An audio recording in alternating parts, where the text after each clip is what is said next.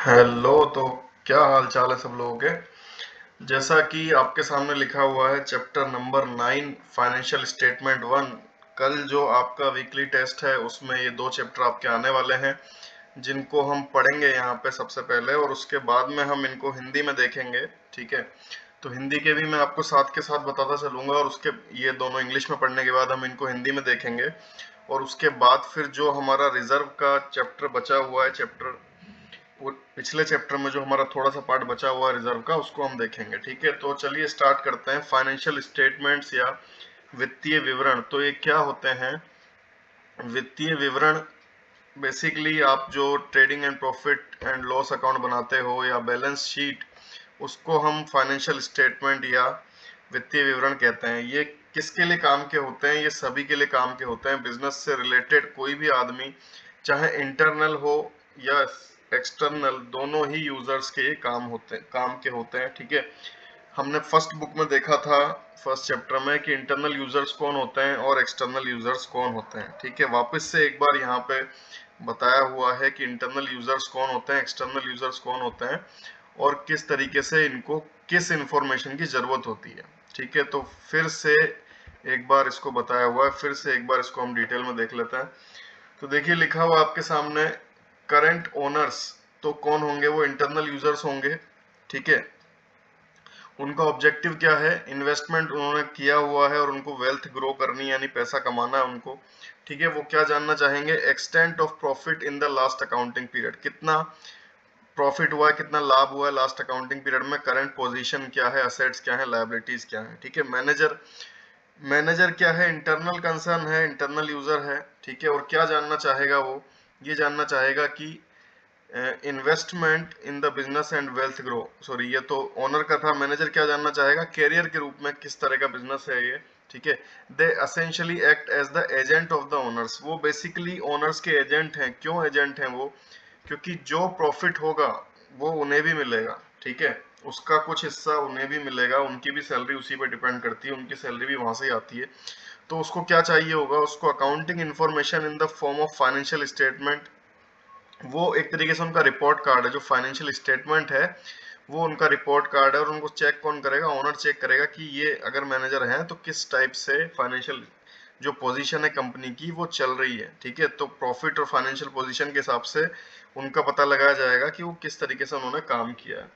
इसके बाद गवर्नमेंट, तो गवर्नमेंट क्या है? एक एक्सटर्नल यूजर है, और ये क्या है? एक रेगुलेटरी यानी नियामक प्राधिकरण है, नियामक अथॉरिटी है। ठीक है, जो नियम बनाती है पब्लिक इंटरेस्ट के हिसाब से कि ये जो सारे काम है पब्लिक इंटरेस्ट में होने चाहिए। It's concerns are that the right of all stakeholders are protected, सारे जो स्टेक होल्डर हैं, सारे जो पार्टनर हैं, उनके जो राइट्स हैं वो प्रोटेक्टेड रहे। Since the government levies tax levies tax on the business, they are interested in the information about profitability in particular besides lot of other information। उनको बेसिकली प्रॉफिटेबिलिटी चाहिए होती है गवर्नमेंट को, क्योंकि जो उन्होंने टैक्सेस लगाए हैं उसको ये पे कर पाएंगे या नहीं, या फिर इन्होंने पे किया है या नहीं। तो इसलिए वो प्रॉफिटेबिलिटी जानना चाहते हैं बिजनेस की। ठीक है, इसके बाद है प्रोस्पेक्टिव ओनर। तो प्रोस्पेक्टिव ओनर जैसे शेयर होल्डर हो गए। ठीक है, तो वो क्या है? एक्सटर्नल यूजर हैं, और वो expecting to make investment in the business with a view to make his investment and wealth grow. तो शेयर चाहे खरीदे हुए हों या फिर खरीदना चाहते हों, ठीक है, जो बेसिकली इसमें इन्वेस्टमेंट करना चाहते हैं वो इसके प्रोस्पेक्टिव ओनर हो जाएंगे, एक्सटर्नल होंगे। और उनको क्या चाहिए? He is interested in information about past profits. ठीक है, तो वो इन्वेस्टमेंट करना चाहते हैं नया, तो पास्ट प्रॉफिट देखना चाहेंगे, फाइनेंशियल पोजीशन देखना चाहेंगे। ठीक है, बैंक अगर हम देखें तो बैंक क्या है? कि एक्सटर्नल यूजर है। ठीक है, और वो क्या होगा? Bank is interested in safety of the principal as well the periodic return. ठीक है, जो उसका इंटरेस्ट है वो इंटैक्ट रहे, अगर उसने लोन दिया हुआ है इंटरेस्ट भी आता रहे, और उसका प्रिंसिपल जो मूलधन है वो इंटैक्ट रहे, इसमें बैंक का ध्यान होगा। ठीक है, और किसमें बैंक इंटरेस्टेड होगा? Interested in the adequacy of profits only as an assurance of return of principal and interest. Government को प्रॉफिटेबिलिटी क्यों चेक करनी थी? ताकि उसका टैक्स दे पाएगा या नहीं। बैंक को प्रॉफिटेबिलिटी क्यों चेक करनी है? ताकि जो उसका मूलधन है, उसका ब्याज है, वो सब कुछ उसको मिलता रहे। ठीक है, तो ये बैंक का क्राइटेरिया है, बैंक को क्या चाहिए। ठीक है, इसके बाद जो नेक्स्ट है, इसके बाद डिस्टिंक्शन आ जाता है कैपिटल और रेवेन्यू में। ठीक है, तो अब हम फाइनेंशियल स्टेटमेंट बनाने की तरफ बढ़ रहे हैं, और फाइनेंशियल स्टेटमेंट बनाने के लिए हमें डिवाइडेशन करना जरूरी है एक्सपेंडिचर का कैपिटल और रेवेन्यू में। उसी तरह से जो हमारे गेन्स हैं उसका कैपिटल, जो रिसिप्ट्स हैं, ठीक है, उसको कैपिटल और रेवेन्यू में। तो पहले एक्सपेंडिचर को हम देखते हैं। तो सिंपल सा डिवाइडेशन है जो पहले भी हमने बात करी है फर्स्ट चैप्टर में भी। कैपिटल एक्सपेंडिचर क्या होता है, जिससे आपका कुछ बने, ठीक है, जैसे बिल्डिंग आपकी खड़ी हो रही है, कोई मशीनरी आप खरीद रहे हो, ऐसा एक्सपेंडिचर जो आपकी अर्निंग कैपेसिटी को बढ़ा देता है, ठीक है, जिससे आपको फायदा होता है, आपकी ग्रोथ, आपका बिजनेस बढ़ता है, उसको हम कैपिटल एक्सपेंडिचर बोलते हैं। और वो एक्सपेंडिचर जो आपके डे टू डे खर्चे में होता है, जैसे पेन पेंसिल लाने का खर्चा, ये जो मशीनरी आप लाए थे उसका कच्चा माल, ऐसा खर्चा जो day to day conduct of the business में काम आता है, उसको हम रेवेन्यू एक्सपेंडिचर बोलते हैं। ठीक है, तो ये डिवाइडेशन है इन दोनों का। देखते हैं डिवाइडेशन अच्छी तरीके से। तो ये जो पॉइंट्स हैं ये आपको बताए हुए हैं जो डिफरेंस क्रिएट करते हैं, जो मैंने भी आपको बताया वही सब लिखा हुआ। देखिए, capital expenditure increases earning capacity of business, various revenue expenditure is incurred to maintain the earning capacity. जो कैपिटल एक्सपेंडिचर होता है उससे अर्निंग कैपेसिटी बढ़ जाती है, जबकि जो रेवेन्यू एक्सपेंडिचर है वो सिर्फ मेंटेन करता है अर्निंग कैपेसिटी को। ठीक है, capital expenditure is inquired to acquire fix assets for operation of business. जैसे मैंने आपको बताया, कोई मशीनरी ले रहे हो आप बड़ी, कोई आपने बिल्डिंग ले ली, ठीक है, उस तरीके से कैपिटल एक्सपेंडिचर होता है। और revenue expenditure on day to day conduct of the business. Revenue expenditure is generally recurring expenditure. ये बार बार होने वाला है क्योंकि आप बार बार ही करोगे। ठीक है, कोई भी जो हर महीने खर्चा हो रहा है, हर महीने आप सैलरी देते हो, हर महीने कच्चा माल आता है, हर महीने स्टेशनरी आती है, तो रिकरिंग यानी बार बार होने वाला है। और जो कैपिटल है, हर बार तो हर महीने तो आप मशीनरी नहीं खरीदते, बिल्डिंग नहीं खरीदते, तो जो कैपिटल एक्सपेंडिचर है वो नॉन रिकरिंग है। Capital expenditure benefits more than one accounting year. Capital expenditure का जो बेनिफिट है वो एक से ज्यादा अकाउंटिंग ईयर में हमको मिलता है, जबकि जो रेवेन्यू एक्सपेंडिचर है उसका बेनिफिट हमको एक ही अकाउंटिंग ईयर में मिलता है। ठीक है, capital expenditure is recorded in balance sheet, whereas revenue expenditure is transferred to trading and profit and loss account. Capital expenditure balance sheet में रिकॉर्ड किए जाते हैं, ठीक है, सब्जेक्ट टू डेप्रिसिएशन भी होते हैं, डेप्रिसिएशन भी इनका होता है। और जो रेवेन्यू एक्सपेंडिचर है वो सिर्फ ट्रांसफर कर दिया जाता है trading and profit and loss account में। ठीक है, तो अगर आप इनकी अकाउंटिंग गलत कर लेते हो, कहने का मतलब है अगर आप इनको एक की दूसरे में एंट्री कर देते हो तो भी बहुत कुछ बदल जाता है। कैसे?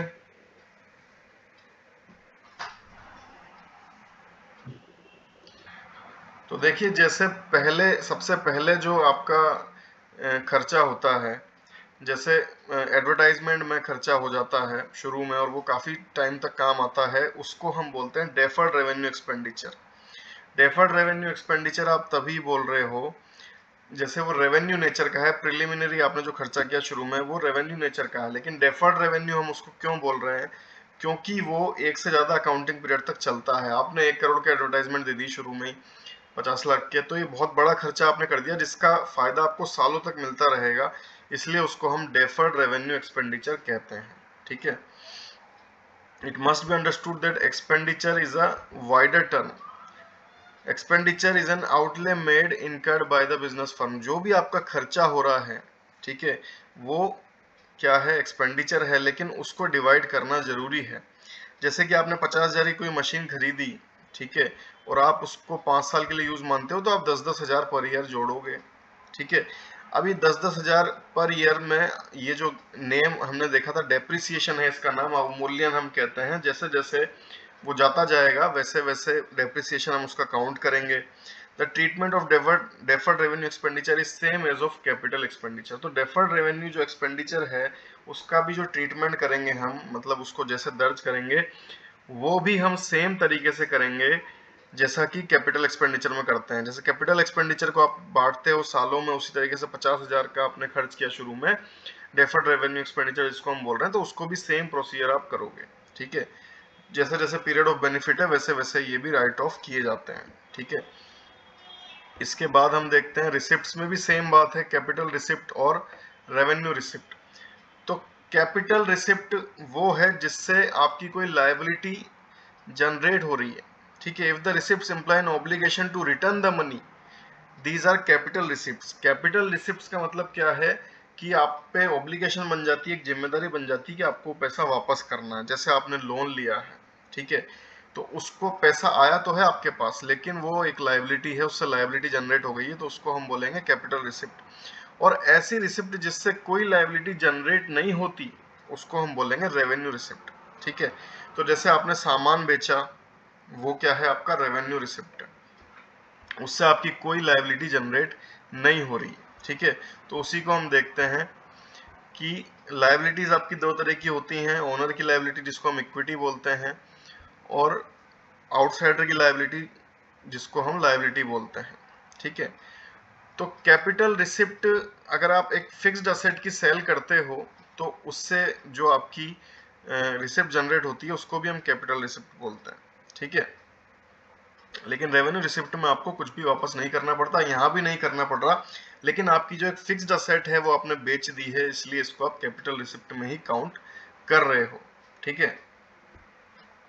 तो रेवेन्यू रिसिप्ट में क्या क्या आएगा, sales made by the firm, interest on investment received by the firm. जो भी आपने इन्वेस्टमेंट किया हुआ है, आपको कहीं से कमीशन मिलता है, कहीं से इंटरेस्ट मिलता है, आपकी चीजें बिकती हैं, उससे आपकी कोई लायबिलिटी जनरेट नहीं हो रही।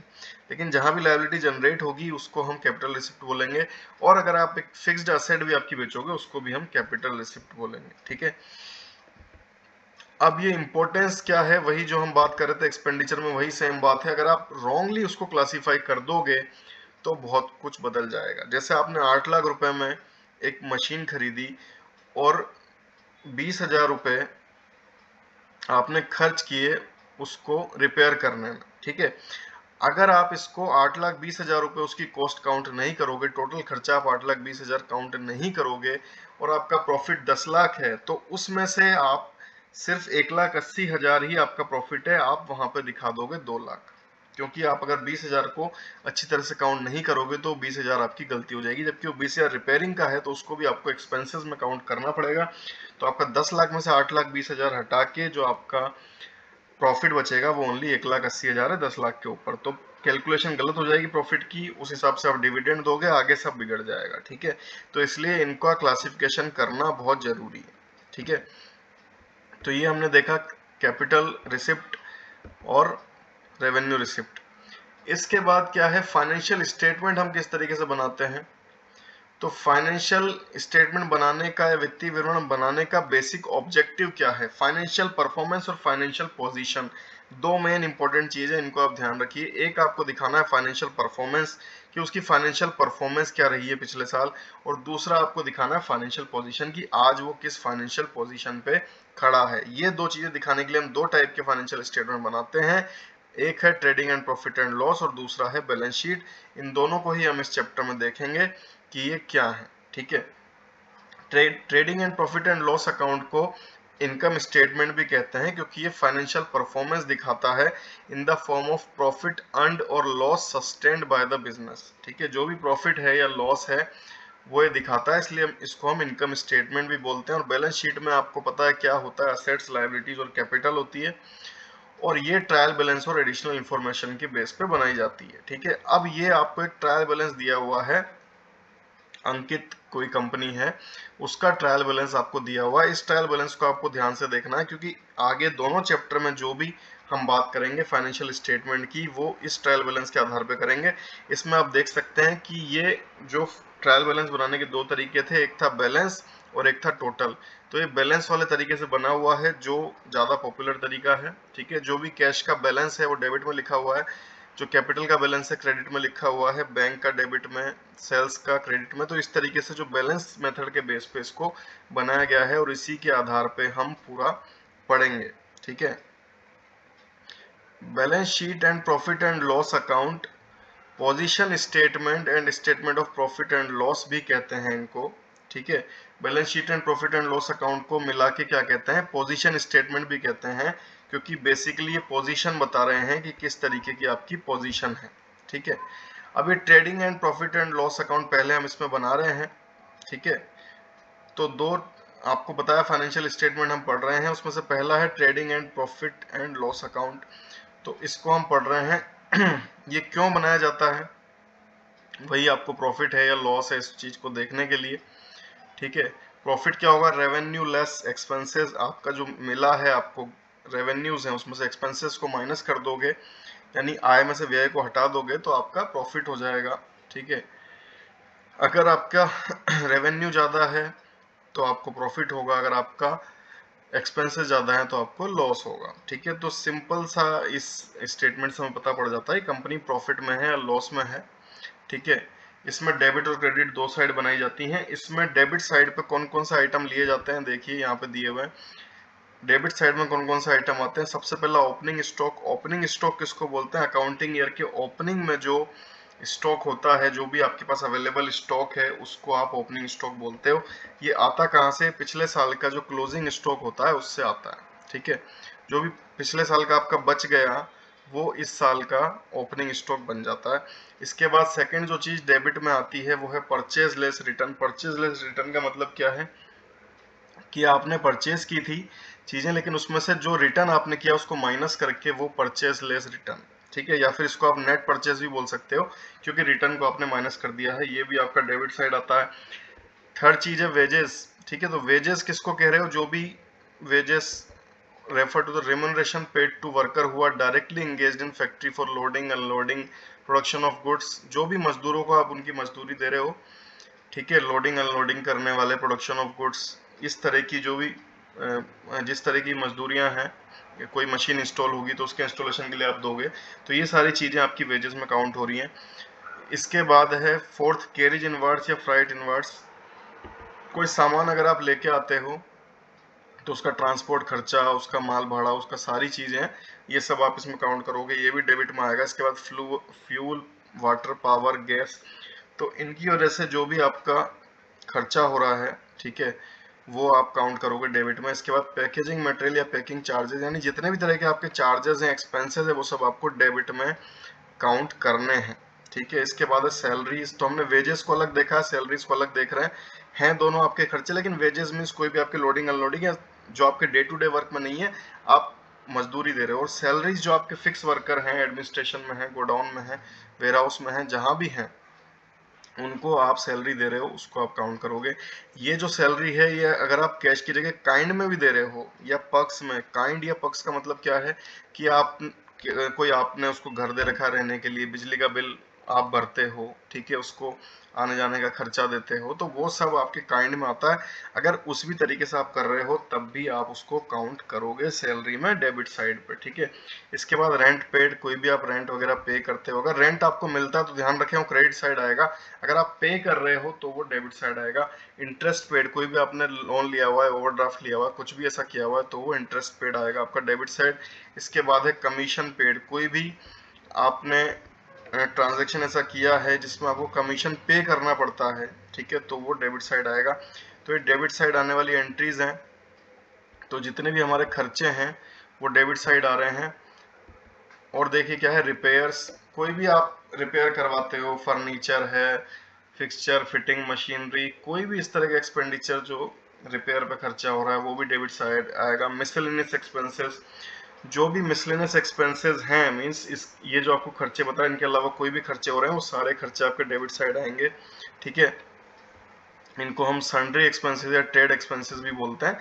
किसी भी तरीके से खर्चे हैं तो वो आपके डेबिट साइड आएंगे। अब देखिए क्रेडिट साइड में क्या आएगा, तो डेबिट साइड में जब सारे खर्चे आ गए तो सारे जो इनकम है वो हमारी क्रेडिट साइड आएंगी। तो इसमें आएगा सेल्स लेस रिटर्न, मींस आपने बेच दिया और उसमें से जो वापस आ गया रिटर्न उसको आप हटा दोगे।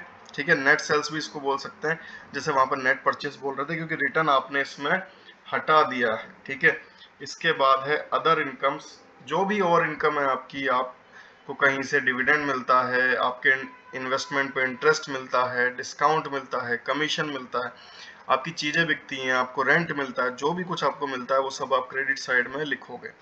इसके बाद है क्लोजिंग एंट्रीज। क्लोजिंग एंट्रीज किस तरह से की जाती हैं, यही ये जितनी भी चीजें आपको बताई डेबिट में उनको डेबिट में लिख दिया जाता है, और जितनी भी चीजें क्रेडिट में बताई उनको क्रेडिट में लिख दिया जाता है। इस तरीके से हम इसको क्लोज करते हैं एंट्रीज को। ठीक है, तो ये trading and profit and loss account बनाने का तरीका हम देख रहे हैं। तो इनकी एंट्री किस तरीके से आपको दिया, इनकी एंट्री किस तरह से की जाएगी आपको दिखाया जा रहा है कि अगर सेल्स रिटर्न है तो सेल्स अकाउंट को आप डेबिट करोगे, सेल्स रिटर्न अकाउंट में क्रेडिट करोगे, ठीक है। सेल्स हुई है तो सेल्स अकाउंट को डेबिट करोगे, ट्रेडिंग अकाउंट में क्रेडिट करोगे, ठीक है। तो ये हमारे काम का नहीं है, हमारे काम का यही है कि ये सारे अकाउंट जो हैं वो डेबिट में आते हैं, जो एक्सपेंसेस वाले हैं, और जो प्रॉफिट वाले हैं, आय वाले हैं, वो सारे हमारे क्रेडिट में आते हैं। बाकी हम नेक्स्ट चैप्टर में देखेंगे कौन से अकाउंट को हम डेबिट करते हैं, कौन से अकाउंट क्रेडिट करते हैं, ठीक है। ये आपको तरीका यहाँ पे बताया हुआ है, परचेज अकाउंट किस तरीके से बनाया है, एक साइड डेबिट है एक साइड क्रेडिट है, और दिखाया हुआ है, ठीक है। तो ये आपने देखा कौन कौन से अकाउंट हमारे डेबिट में आते हैं, कौन कौन से अकाउंट हमारे क्रेडिट में आते हैं। ये आपको बता के बनाए ये आपको बना के बताए हुए हैं कि कौन कौन से अकाउंट किस तरीके से आते हैं, ठीक है, कि इसको कहाँ पे क्रेडिट किया जाए, कहाँ पे डेबिट। हम इसको नेक्स्ट चैप्टर में देखेंगे जो हमारे इंपॉर्टेंट अकाउंट है, ठीक है। अभी हम इसमें प्रॉफिट्स की बात करेंगे, किस तरह के प्रॉफिट होते हैं। तो देखिए concept of gross profit and net profit आ गया है। ये आपको एक trading and profit and loss account बना के बताया हुआ है एबीसी कंपनी का, ईयर एंडेड ऑन 31 मार्च 2017। तो ये एक आपको एक बताया हुआ है बना के कि इस तरीके से बनता है trading and profit and loss account, जो आपको पहले बताए उन सारे अकाउंट्स को लेके। डेबिट साइड देखिए सारे एक्सपेंसेस लॉसेस लिखे हुए हैं, क्रेडिट साइड सारे रेवेन्यू गेन्स लिखे हुए हैं। लेकिन ऐसा नहीं है कि ये जो एंट्रीज हैं opening stock, purchase, wages, carriage inwards, rent, salary, repair, और क्रेडिट साइड में sales, gross loss, gross profit, interest received, ऐसा नहीं कि सिर्फ इतनी ही एंट्रीज होती हैं। सारी एंट्रीज और भी जितनी भी हो सकती हैं वो इसी हिसाब से डिवाइड करके जो भी आपका एक्सपेंसेस है डेबिट साइड, जो भी आपका रेवेन्यू अगेंस्ट है क्रेडिट साइड, इस तरीके से इसमें एंट्री की जाती है, ठीक है। अब हम प्रॉफिट के टाइप देखते हैं, प्रॉफिट के टाइप क्या क्या होते हैं। तो ग्रॉस प्रॉफिट और नेट प्रॉफिट का कंसेप्ट क्या होता है ये आपको बताया जा रहा है यहाँ पे, ठीक है। तो ट्रेडिंग अकाउंट क्या होता है, ट्रेडिंग अकाउंट का मतलब है जो ऑपरेशनल एक्टिविटी से रिलेटेड है, जो भी हमारी कार्यकारी गतिविधियां, जो भी हमारे बिजनेस जो है उससे रिलेटेड जो भी चीजें हैं, एक्टिविटीज हैं, वो सब ट्रेडिंग अकाउंट में आती हैं। तो बेसिक जो ऑपरेशनल एक्टिविटी होती है किसी बिजनेस की, मोस्टली वो मैन्युफैक्चरिंग होती है, अगर वो फैक्ट्री या कुछ मैन्युफैक्चरिंग से संबंधित है। अगर कोई जैसे सेल्स वगैरह मेडिकल की दुकान है या कुछ इस तरह का है तो वहाँ पे आप मैन्युफैक्चरिंग नहीं कर रहे, बेच रहे हो। लेकिन अगर एक नॉर्मल देखें तो समझने के लिए तो हमें मानते हैं कि मैन्युफैक्चरिंग जो है वो बेसिक ऑपरेशनल एक्टिविटी है, ठीक है, इस हिसाब से देख रहे हैं। तो देखिए जो आपका ग्रॉस प्रॉफिट है वो यहाँ पे बताया हुआ है। ग्रॉस प्रॉफिट है सेल्स माइनस ब्रैकेट में परचेज प्लस डायरेक्ट एक्सपेंसेस, यानी परचेज और डायरेक्ट एक्सपेंसेस को प्लस करके सेल्स में से माइनस आप कर दोगे तो ग्रॉस प्रॉफिट मिल जाएगा। अभी डायरेक्ट एक्सपेंसेस, इनडायरेक्ट एक्सपेंसेस क्या होते हैं, तो डायरेक्ट एक्सपेंसेस वो होते हैं जो डायरेक्टली कनेक्टेड होते हैं with the manufacturer purchase of goods and bringing them to the point of sale. ऐसा खर्चा जो आपकी वस्तु को बनाने से लेके कोई चीज आपको बनाने के लिए खरीदनी पड़ती है कच्चा माल, वो भी इसमें शामिल है, और उसको जब तक आप बेचने की जगह पे लेके आते हो, बेचने के लायक बनाते हो, वो सारा खर्चा डायरेक्ट एक्सपेंसेस में आता है, ठीक है।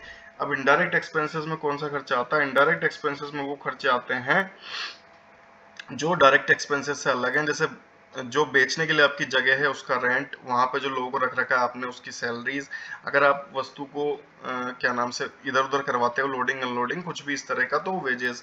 तो जो डायरेक्ट एक्सपेंसेस से अलग है वो इनडायरेक्ट एक्सपेंसेस हैं, और जो ग्रॉस प्रॉफिट है उसमें ओनली डायरेक्ट एक्सपेंसेस को ही कंसिडर किया जा रहा है, क्योंकि ग्रॉस प्रॉफिट हमारा सिर्फ ऑपरेशनल एक्टिविटी से निकाला जा रहा है। तो ऑपरेशनल एक्टिविटी में ओनली डायरेक्ट एक्सपेंसेस ही है, और इसका फॉर्मूला क्या है, sales minus purchase plus direct expenses. ये फॉर्मूलेस भी आपको ध्यान रखने हैं, डायरेक्टली पूछे जा सकते हैं, ठीक है। इसलिए ग्रॉस प्रॉफिट आप देख रहे हो आपके सामने, sales minus purchase plus direct expenses. इसमें हमने ओनली डायरेक्ट एक्सपेंसेस को लिया है। अगर हम इनडायरेक्ट एक्सपेंसेस को भी काउंट करेंगे तो वो हमारा नेट प्रॉफिट में काउंट होता है। नेट प्रॉफिट का फॉर्मूला देखिए नीचे लिखा हुआ है, gross profit plus other incomes, यानी ग्रॉस प्रॉफिट जो भी हुआ है, सेल्स जितनी भी ऊपर है परचेज और डायरेक्ट एक्सपेंसेस से, वो आपका ग्रॉस प्रॉफिट हो गया। उसमें आप अदर इनकम यानी मैन्युफैक्चरिंग के अलावा कोई भी आपकी इनकम है, जैसे इंटरेस्ट वगैरह आपको मिलता है, कमीशन मिलता है, ठीक है, कुछ भी और आपकी जो इनकम है उसको आप ऐड कर लो ग्रॉस प्रॉफिट में, और उसके बाद उसमें से इनडायरेक्ट एक्सपेंसेस को आप माइनस कर लो, तो ये आपका क्या बनता है, नेट प्रॉफिट बन जाता है। ठीक है, तो दोनों फॉर्मूला आपके सामने हैं। ग्रॉस प्रॉफिट में ग्रॉस प्रॉफिट में ओनली डायरेक्ट एक्सपेंसेस को हम परचेज में ऐड करके सेल्स में से माइनस कर देते हैं, और नेट प्रॉफिट के लिए आपको पहले ग्रॉस प्रॉफिट निकालना पड़ेगा। ग्रॉस प्रॉफिट में आप अदर इनकम को प्लस करके उसमें से इनडायरेक्ट एक्सपेंसेस को माइनस करोगे तो वो आपका बनेगा नेट प्रॉफिट। ठीक है, तो एक concept of gross profit and net profit देखा हमने। इसके बाद में हम देखेंगे ऑपरेशनल बेनिफिट। ठीक है, तो ऑपरेशनल बेनिफिट या EBIT जिसको बोलते हैं, ये क्या होता है इसको देखते हैं ग्रॉस प्रॉफिट नेट प्रॉफिट के बाद में। ये इसने एग्जांपल्स के थ्रू आपको ग्रॉस प्रॉफिट नेट प्रॉफिट निकाल के दिखाया हुआ है।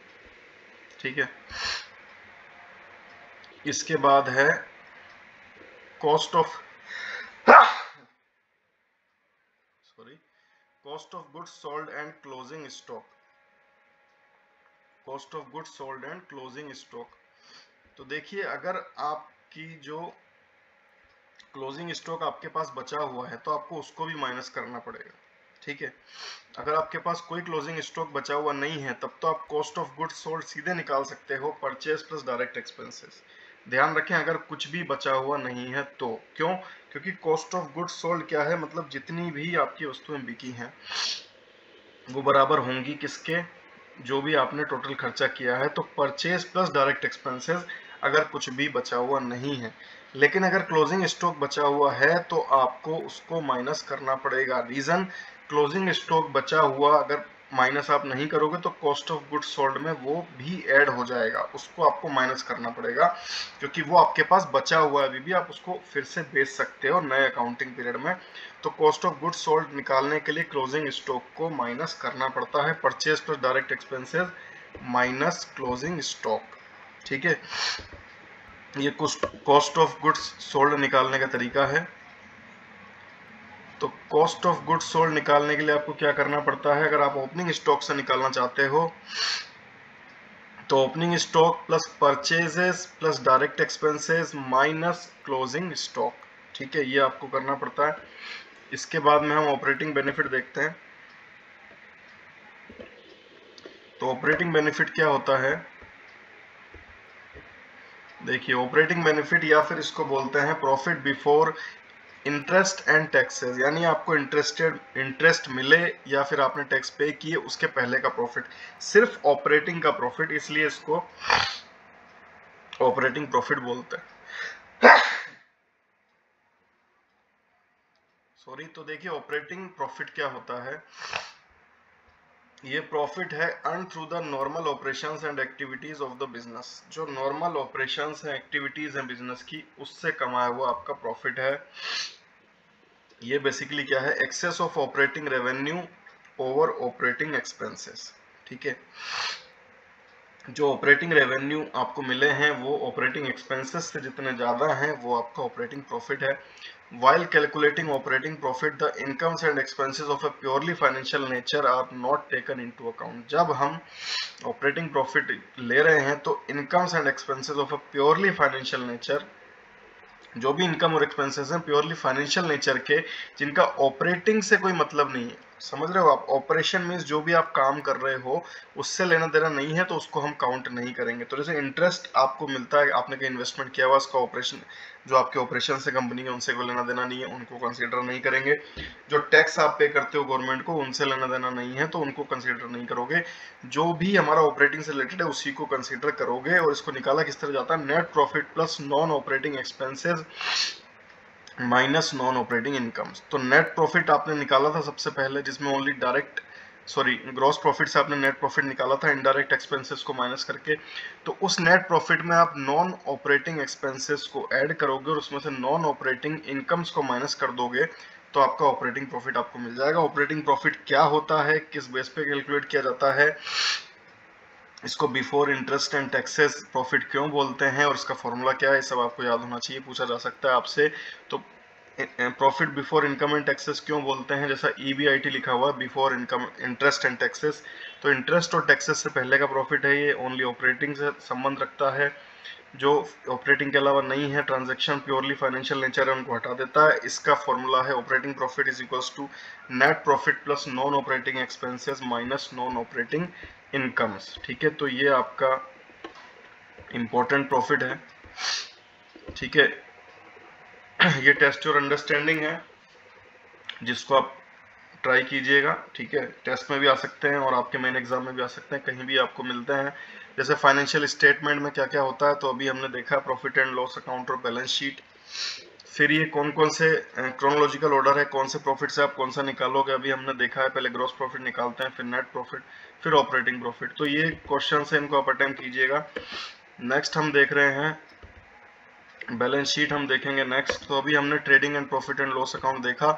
नेक्स्ट जो हमारा फाइनेंशियल स्टेटमेंट है वो क्या है, बैलेंस शीट। क्योंकि बैलेंस शीट से हमें ये पता लगता है कि अभी आपकी असेट्स और लायबिलिटीज की पोजीशन क्या है। आपकी जो फाइनेंशियल पोजीशन है बहुत आराम से पता लगाई जा सकती है बैलेंस शीट से। बैलेंस शीट को बनाना सिंपल है, आप इसको हमेशा देखते आ रहे हो। एक साइड इसमें असेट्स रखी जाती हैं, एक साइड लायबिलिटीज रखी जाती हैं।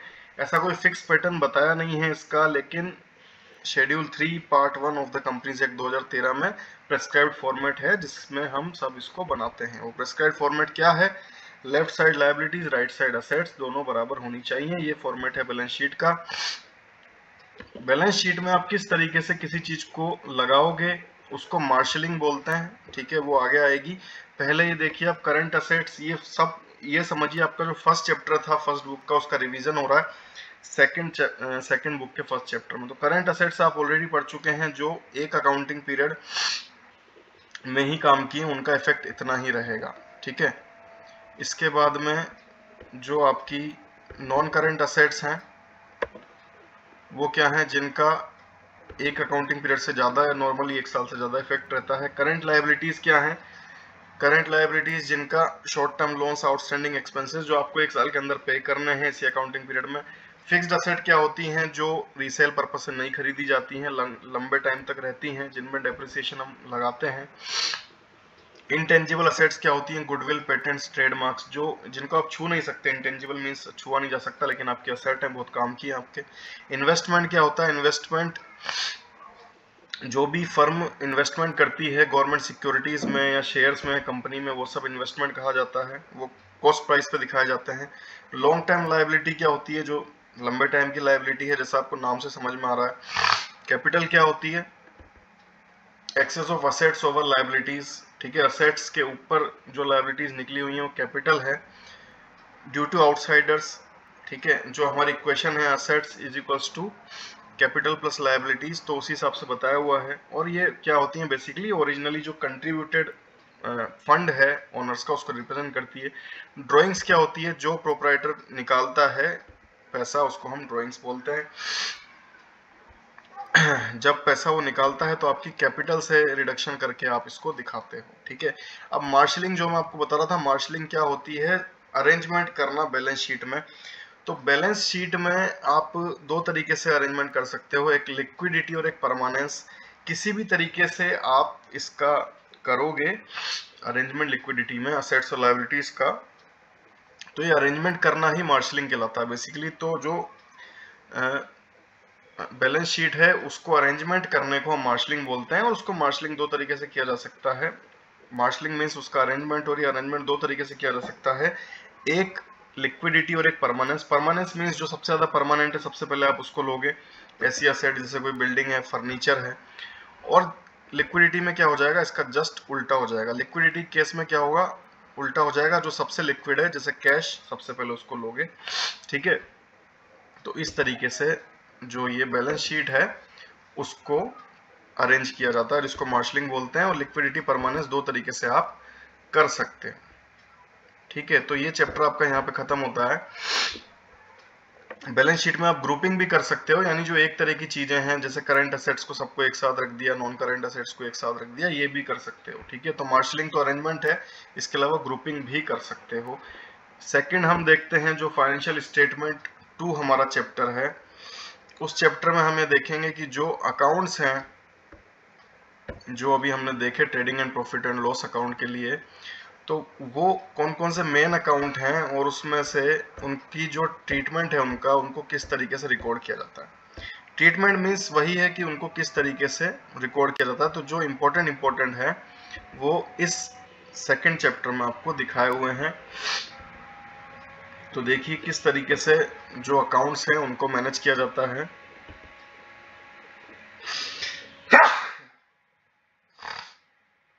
सॉरी, आज काफी छींकें आ रही हैं। तो देखिए मौसम में कुछ बदलाव हुआ है। सबसे पहला जो ट्रीटमेंट जिस अकाउंट का हम देख रहे हैं वो है क्लोजिंग स्टॉक। क्लोजिंग स्टॉक क्या होता है और उसका ट्रीटमेंट किस तरीके से किया जाता है। तो क्लोजिंग स्टॉक आपने देखा है पिछले चैप्टर में कि ये क्या होता है। इसका ट्रीटमेंट आप कैसे करोगे, क्लोजिंग स्टॉक अकाउंट को आप डेबिट करोगे और ट्रेडिंग अकाउंट को आप क्रेडिट करोगे। ठीक है, इसको डेबिट करके ट्रेडिंग अकाउंट में क्रेडिट कर दिया जाता है। लेकिन कभी कभी इसको परचेज अकाउंट में भी हम डेबिट कर देते हैं, तो फिर परचेज अकाउंट को नेक्स्ट ईयर आपको ओपनिंग स्टॉक अकाउंट में क्रेडिट करना पड़ता है। ये डेबिट क्रेडिट बेसिकली क्या हो रहा है, आप इसको इस तरह समझिए कि आपको ये जो सारे नॉमिनल अकाउंट है जिनको आपको बाद में मर्ज कर देना किसी ना किसी में, तो मर्ज आप किस तरह से करोगे ये इस चैप्टर में बताया जा रहा है। सॉरी, तो ये मर्ज किस तरह से होंगे ये आपको बताया जा रहा है। तो क्लोजिंग स्टॉक अकाउंट को आप ट्रेडिंग अकाउंट में बेसिकली मर्ज करते हो, ट्रेडिंग अकाउंट में उसको क्रेडिट करते हो। अगर आप उसको परचेज अकाउंट में डेबिट करते हो तो फिर उस परचेज अकाउंट को आपको एडजस्ट करना पड़ता है ओपनिंग स्टॉक अकाउंट में नेक्स्ट ईयर। ठीक है, इसलिए हम इसको एडजस्ट परचेजेस भी कहते हैं, क्योंकि नेक्स्ट ईयर आपको इसको एडजस्ट करना पड़ता है ओपनिंग स्टॉक अकाउंट में। तो ये आपका क्लोजिंग स्टॉक अकाउंट हुआ। नेक्स्ट है आपका आउटस्टैंडिंग एक्सपेंसेस। आउटस्टैंडिंग एक्सपेंसेस क्या है, ये आपकी लायबिलिटी है क्योंकि आपने इनको पे नहीं किया है। ठीक है, तो ये जो अकाउंट था जिसमें से आपको पे करना था, जिस अकाउंट के लिए आपको पे करना था, उस अकाउंट को डेबिट किया जाएगा और आउटस्टैंडिंग एक्सपेंसेस अकाउंट को क्रेडिट किया जाएगा। ठीक है, ध्यान रखें, आउटस्टैंडिंग एक्सपेंसेस अकाउंट को क्रेडिट किया जाएगा और कंसर्न एक्सपेंसेस अकाउंट को डेबिट किया जाएगा। ऐसा हम क्यों कर रहे हैं, ताकि हमें ध्यान रहे कि ये आउटस्टैंडिंग एक्सपेंसेस है, ये हमको पे करना है, ये हमारी लायबिलिटी है। ठीक है, जैसा आपको दिखाया हुआ है वेजेस अकाउंट नीचे दिखाया हुआ है, वेजेस अकाउंट डेबिट आपने किया 500 टू वेजेस आउटस्टैंडिंग में क्रेडिट किया 500, यानी 500 अभी आउटस्टैंडिंग है, इसको आपको पे करना है, ये दिखा रहा है ये। ठीक है, इतना ही इस चैप्टर में आपको समझना है कि ये इनका ट्रीटमेंट हम किस तरीके से करेंगे। ठीक है, कौन सा अकाउंट डेबिट करके कौन से में डाला जाएगा या फिर उसको क्रेडिट किया जाएगा। तो जैसे आउटस्टैंडिंग एक्सपेंसेस आपकी लायबिलिटी थी, वैसे ही प्रीपेड एक्सपेंसेस आपके असेट हैं, उसका जस्ट उल्टा है। तो ट्रीटमेंट भी उसका जस्ट उल्टा होगा। प्रीपेड मीन्स आपने पहले से उसको पे कर दिया है, तो आप कंसर्न एक्सपेंसेस अकाउंट को डेबिट करके और आउटस्टैंडिंग को क्रेडिट कर रहे थे, उसी तरह यहाँ प्रीपेड एक्सपेंस अकाउंट को आप डेबिट करोगे और कंसर्न एक्सपेंस अकाउंट में क्रेडिट करोगे। जैसे यहाँ पे दिखाया हुआ प्रीपेड सैलरी, आपने सैलरी पहले से दे दी है तो उसको आप डेबिट करोगे 5000 और सैलरी अकाउंट को क्रेडिट करोगे 5000। ठीक है, तो ये इसका तरीका है करने का, प्रीपेड को कैसे किया जाएगा, आउटस्टैंडिंग का जस्ट उल्टा। इसके बाद है एक्रूड इनकम। एक्रूड इनकम क्या होती है, जो एक्रूअल कंसेप्ट होता है हमारा, उपार्जन आधारित जो कंसेप्ट होता है, उसमें क्या होता है कि आप एक्रूअल बेसिस पे, यानी वो इनकम हुई है या नहीं हुई है, लेकिन आप उसको उसी अकाउंटिंग पीरियड में रिकॉर्ड करोगे। मैचिंग कंसेप्ट की वजह से आपको मैच करना है, तो वो नेक्स्ट अकाउंटिंग पीरियड में भी आए इस अकाउंटिंग पीरियड की इनकम, लेकिन आप उसको इसी में रखोगे। ऐसी इनकम क्या कहलाती हैं, एक्रूड इनकम। और उनका ट्रीटमेंट किस तरीके से किया जाता है, उनका एडजस्टमेंट किस तरीके से किया जाता है। एक्रूड इनकम अकाउंट को डेबिट किया जाएगा और जो कंसर्न इनकम अकाउंट है उसको क्रेडिट किया जाएगा। जैसे नीचे दिखाया जा रहा है एक्रूड कमीशन, ही कमीशन अभी आया नहीं है, मिलना है आपको, तो किस तरीके से आप एडजस्ट कर रहे हो, accrued commission account debit to commission account credit. ठीक है, इस तरीके से दिखाया जाता है। एक्रूड इनकम को इस तरीके से हम एडजस्ट करते हैं। ये देखिए एक्रूड कमीशन यहाँ पे अलग से दिखाया हुआ है असेट साइड में। इसके बाद है इनकम रिसीव्ड इन एडवांस। तो एक्रूड इनकम जो आई नहीं थी उसको आप दिखा रहे थे एक्रूअल कंसेप्ट की वजह से, और इनकम रिसीव्ड इन एडवांस वही उसी का उल्टा है, ये पहले आ गई है, तो इसका जो ट्रीटमेंट है वो उससे उल्टा होगा। इसको अनअर्न्ड इनकम भी आप बोल सकते हो। ठीक है, ध्यान रखें अनअर्न्ड इनकम किसको बोलेंगे, इनकम रिसीव्ड इन एडवांस। तो इसमें क्या करोगे आप, कंसर्न्ड इनकम अकाउंट को डेबिट करोगे और income received in advance account को क्रेडिट करोगे। जैसा नीचे दिखाया हुआ, रेंट रिसीव्ड अकाउंट को आप डेबिट कर रहे हो, to rent received in advance account में क्रेडिट कर रहे हो। ठीक है, तो जो पिछला वाला है उसका जस्ट रिवर्स यहाँ पे एंट्री होगी। इसके बाद नेक्स्ट अकाउंट है डेप्रिसिएशन। डेप्रिसिएशन किस तरीके से कैलकुलेट किया जाता है हम देख चुके हैं। ठीक है, एक मेथड होता है स्ट्रेट लाइन मेथड और दूसरा होता है डिमिनिशिंग बैलेंस। तो जिस भी तरीके से आप कर रहे हो इसको आप ट्रीटमेंट कैसे दोगे, एडजस्टमेंट कैसे करोगे, वो आपको इस चैप्टर में देखना है। तो देखिए डेप्रिसिएशन अकाउंट को आप डेबिट करोगे और कंसर्न जो असेट अकाउंट है उसको आप क्रेडिट करोगे। जैसे नीचे दिखाया हुआ है फर्नीचर के लिए, तो डेप्रिसिएशन अकाउंट को आप डेबिट करोगे और फर्नीचर अकाउंट को आप क्रेडिट करोगे।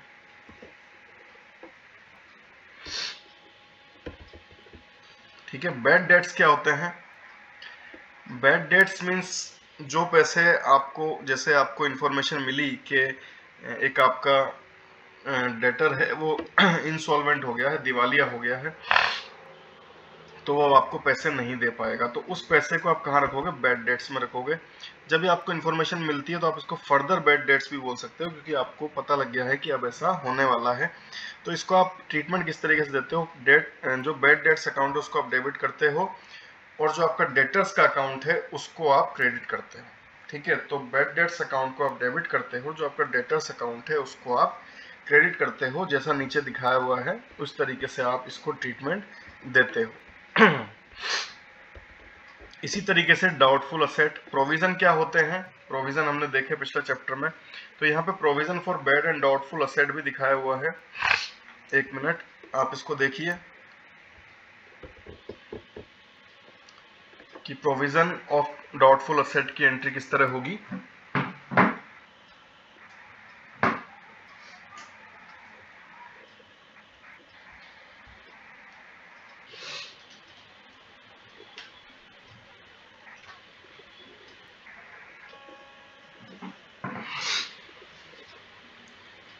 तो प्रोविजन क्या होते हैं, जो हम अपने हिसाब से अपने हित में ले लेते हैं। ठीक है, हम मान लेते हैं। तो प्रोविजन फॉर डाउटफुल असेट, अगर हम मानेंगे किसी असेट को डाउटफुल कि ये डाउटफुल है, इससे हमारा नुकसान हो सकता है, तो वो क्या हो गया, प्रोविजन फॉर डाउटफुल असेट। उसकी एंट्री किस तरह करेंगे, प्रॉफिट एंड लॉस अकाउंट को हम डेबिट करेंगे और क्रेडिट करेंगे किसमें, प्रोविजन फॉर डाउटफुल डेट्स में। इसी तरीके से प्रॉफिट एंड लॉस अकाउंट को आपने डेबिट किया है, नीचे आपको दिखाया हुआ है। आपको डाउट है 5% का कि 5% पैसा उसका नहीं आएगा, तो जो उसका 13,000 का डेट है उसमें से 5% 650 को उसने देखिए प्रॉफिट एंड लॉस अकाउंट को डेबिट करके for doubtful debts, provision for doubtful debts account में क्रेडिट कर दिया है। तो इस तरीके से इसका ट्रीटमेंट किया जाता है। ठीक है, तो जिस तरीके से बैड डेट्स का ट्रीटमेंट था वही ट्रीटमेंट आपका डाउटफुल असेट के लिए भी किया जा रहा है। अब जो प्रोविजन आपने पहले लिए हुए थे पिछले अकाउंटिंग पीरियड में उसको ओल्ड प्रोविजन बोलते हैं, और जो इस अकाउंटिंग पीरियड में आप लेते हो उसको न्यू प्रोविजन बोलते हैं। तो old provision and new provision किसी के भी हिसाब से आप सेम ट्रीटमेंट किया जा सकता है, जैसा अभी हमने देखा। तो जो पिछले अकाउंटिंग पीरियड से चल रहा है उसको हम ओल्ड प्रोविजन बोलेंगे और जो अभी किया है उसको आप न्यू प्रोविजन बोलोगे, बस इतना ही फर्क है, बाकी ट्रीटमेंट जो है इनका सेम है। ठीक है, डिस्काउंट ऑन डेटर्स को कैसे आप ट्रीटमेंट दोगे, provision for discount on debtors. जो डिस्काउंट आप देते हो, मान लीजिए कैश डिस्काउंट देते हो, ट्रेड डिस्काउंट देते हो, जिस भी तरह का आप डिस्काउंट देते हो तो उस डिस्काउंट को किस तरीके से एडजस्ट किया जाता है। तो देखिए यहाँ पे बताया हुआ है, प्रॉफिट एंड लॉस अकाउंट को आप डेबिट कर रहे हो और provision for discount on debtors इसको आप क्रेडिट कर रहे हो। ठीक है, सेम ट्रीटमेंट है जैसा अभी आपने दिया था बैड डेट्स के लिए, तो उससे भी आपको नुकसान हो रहा था, इससे भी आपको नुकसान ही है, तो सेम ट्रीटमेंट है।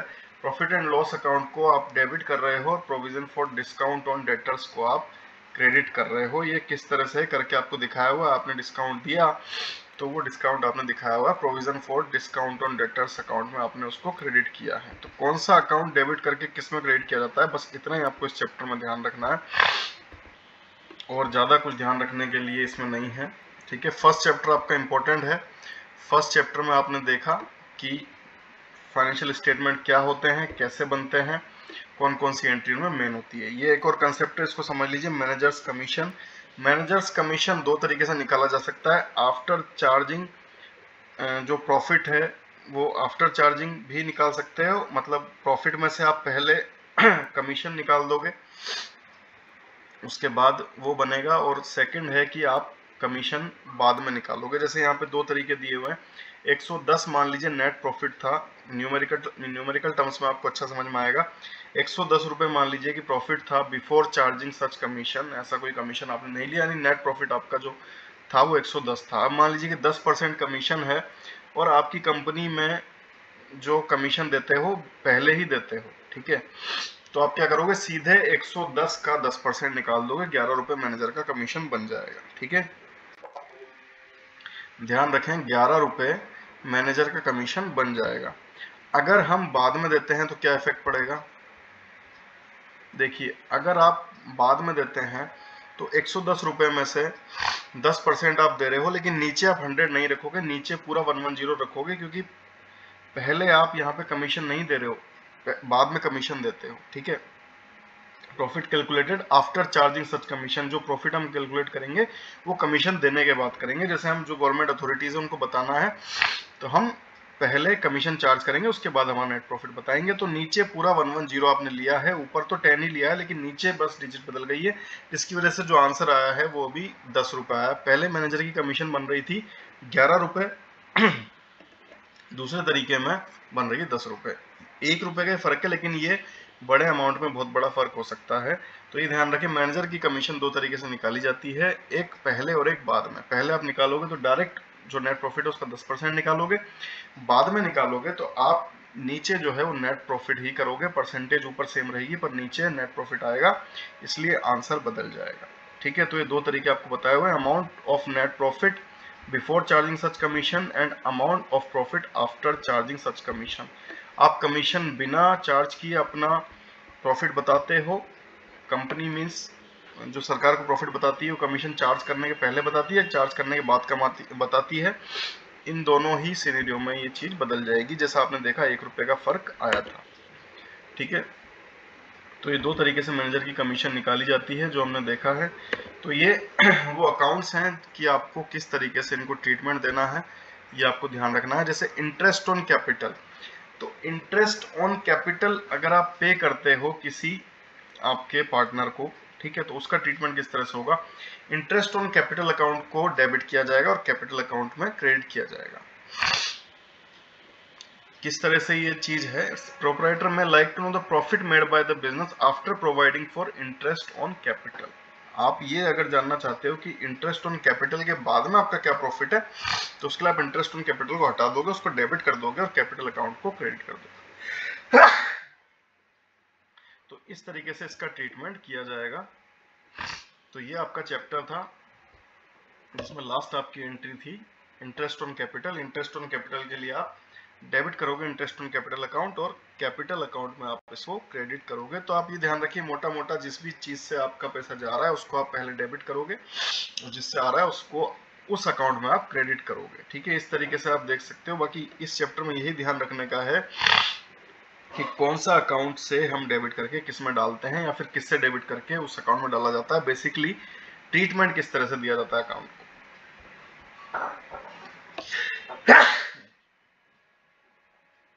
अब इन्हीं चैप्टर्स को हम हिंदी में देखेंगे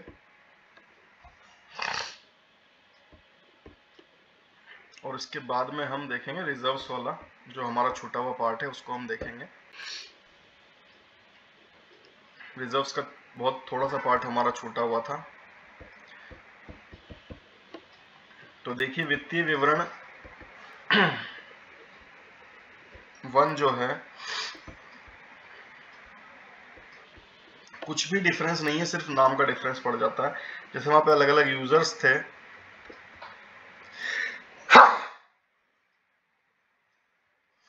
अलग अलग यूजर्स थे, वो यहाँ पे बताए हुए हैं। वर्तमान स्वामी, सरकार, प्रत्याशित स्वामी, तो ये आपको हिंदी से थोड़ा और क्लियर हो जाएगा, नाम से आपको समझ में आ जाएगा। एक्सपेक्टेड ओनर और प्रेजेंट ओनर, आंतरिक कौन है, बाह्य कौन है, किस चीज की उसको जरूरत पड़ेगी, हम देख चुके हैं। ठीक है, पूंजी और आगम के मध्य भेद, पूंजीगत व्यय जो कैपिटल एक्सपेंडिचर है, और सेकंड आपका प्राप्ति रिसिप्ट में भी हम देखेंगे इसी चीज को। डेफर्ड रेवेन्यू एक्सपेंडिचर को अस्थगित आगम व्यय, वही जो हम पहले से कर देते हैं। प्राप्ति भी हमारी दो तरह की हो जाएगी। ठीक है, पूंजी और आगम, वही कैपिटल और रेवेन्यू है, दोनों जगह कैपिटल रेवेन्यू एक्सपेंडिचर और कैपिटल रेवेन्यू रिसिप्ट। वित्तीय विवरण फिर दो तरह के होते हैं, व्यापारिक व लाभ और हानि खाता और तुलन पत्र यानी बैलेंस शीट। तो ये किस तरीके से बनाए जाते हैं ये हम देख चुके हैं। तो सिर्फ हिंदी में अगर आप देखेंगे तो सिर्फ नाम बदल जाता है, जैसे ओपनिंग स्टॉक को आप प्रारंभिक स्टॉक बोल रहे हो, परचेज लेस रिटर्न को आप वापसी को घटाकर क्रय बोल रहे हो, बाकी बात सारी एक ही है। ठीक है, कोई डिफरेंस नहीं है, सब कुछ यहाँ पे सेम है। ठीक है, तो सिर्फ नाम बदलता है, बाकी हिंदी में ऐसा कुछ नहीं है। डेबिट को आप नाम बोल देते हो, क्रेडिट को आप जमा बोल देते हो, बाकी सब कुछ सेम है। तो जैसा बताया था वैसा ही हिंदी में बिल्कुल सेम है, आप देख सकते हो, कोई डिफरेंस नहीं है। सॉरी। तो जो नेक्स्ट चैप्टर है उसमें भी सिर्फ नामों का ही डिफरेंस है, उसको भी हम देख लेते हैं।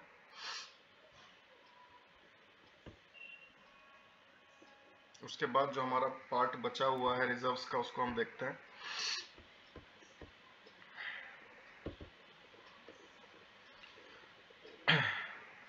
तो देखिए, सेकंड समायोजन या एडजस्टमेंट जो हमने देखा इंग्लिश में, वही चीज है। कौन से अकाउंट को डेबिट करना है, मींस नाम करना है, और कौन से अकाउंट को क्रेडिट करना है। तो सबसे पहला अकाउंट है आपका अंतिम स्टॉक। अंतिम स्टॉक को आप क्या करोगे, नाम करोगे, और व्यापारिक खाता यानी ट्रेडिंग अकाउंट में आप उसको क्रेडिट करोगे। इसी तरह दूसरा अकाउंट, तो सेकंड चैप्टर में तो ज्यादा कुछ है नहीं, आपको सिर्फ ये देखना है कि कौन सा अकाउंट डेबिट होगा, कौन सा क्रेडिट होगा। तो ये देखिए, बकाया व्यय या आउटस्टैंडिंग जो एक्सपेंसेस हैं आपके, उसको आप क्या करोगे, डेबिट कर रहे हो। प्रीपेड एक्सपेंसेस आएंगे, उनको आप क्रेडिट करोगे। ठीक है, प्रीपेड एक्सपेंसेस या पूर्व दत्त व्यय, इसको आप क्या करोगे, क्रेडिट करोगे। तो इस तरीके से ये चीजें हैं। इसके बाद जो हमारा बचा हुआ पार्ट है रिजर्व्स वाला, उसको हम देख लेते हैं। थोड़ा सा पार्ट हमारा रिजर्व्स का बचा हुआ था, टाइप्स ऑफ रिजर्व, जो पिछले बार हमारा रह गया था। तो ये देखिए, टाइप्स ऑफ रिजर्व्स, वहीं से पेज खुला हुआ है। रिजर्व्स और प्रोविजन में डिफरेंसेस से हम शुरुआत करते हैं। तो रिजर्व्स और प्रोविजन में डिफरेंस क्या है, बेसिक नेचर है कि प्रोविजन का ये नहीं है कि वो प्रॉफिट से ही निकलेगा। प्रोविजन तो किसी भी चीज का बनाया जा सकता है, जैसा हमने देखा कि डाउटफुल असेट, बैड असेट का भी प्रोविजन हमने बनाया। लेकिन जो रिजर्व्स है उसके लिए फिक्स है कि वो प्रॉफिट में से निकाला जाता है। रिजर्व्स क्या होता है, एक हिस्सा होता है प्रॉफिट का, जो आप किसी स्पेशल काम के लिए रख लेते हो। जैसे लायबिलिटी फंड आप बना रहे हो, वेज फंड बना रहे हो, कोई वेलफेयर फंड बना रहे हो, तो उसके लिए रख लिया जाता है, उसको हम रिजर्व बोलते हैं।